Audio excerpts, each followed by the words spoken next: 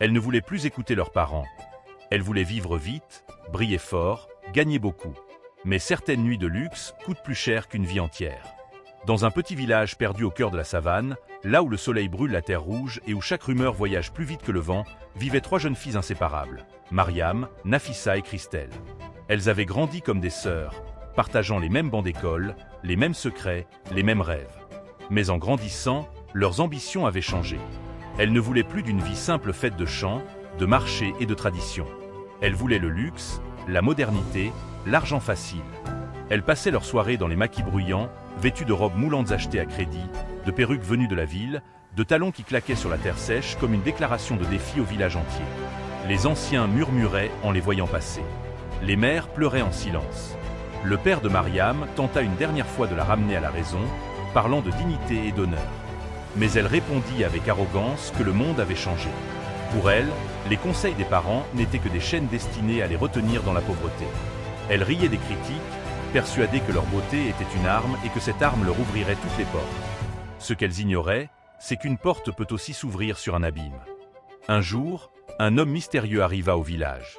Grand, élégant, vêtu de boubous impeccables, les yeux cachés derrière des lunettes sombres, il s'installa dans une grande maison blanche à la sortie du village.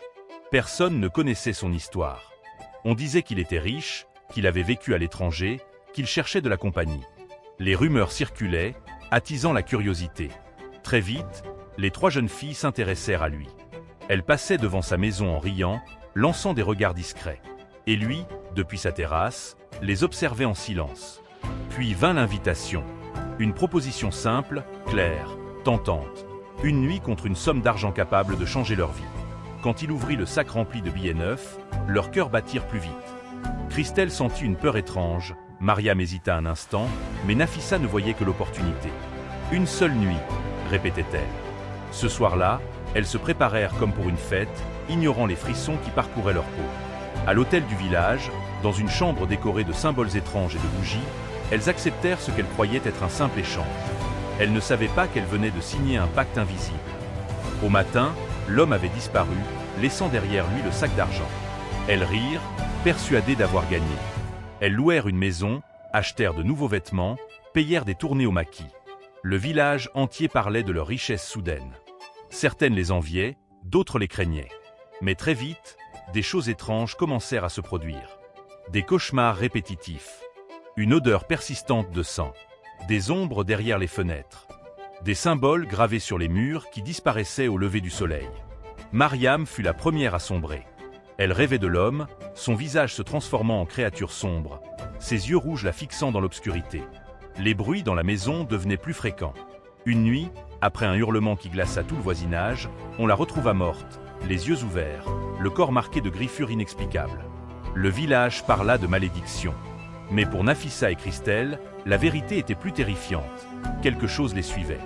Après l'enterrement de Mariam, Nafissa commença elle aussi à faire des cauchemars. Elle voyait son amie lui reprocher son choix, entendait des voix l'appeler dans la nuit. Des marques apparaissaient sur sa peau, comme si une main invisible la griffait. Son comportement changea. Elle riait seule, pleurait sans raison, puis se mit à hurler dans son sommeil en répétant le mot « pardon ». Quelques jours plus tard, elle s'effondra, laissant Christelle seule face à l'horreur. La maison devint un tombeau. Les miroirs se brisaient. Les murmures emplissaient les nuits. Christelle, terrorisée, errait entre folie et lucidité. Les villageois l'évitaient. Même son père voulait la renier. Mais sa mère, refusant de l'abandonner, la conduisit chez une vieille femme vivant près du marigot. Là, Christelle apprit la vérité, l'homme n'était pas ordinaire.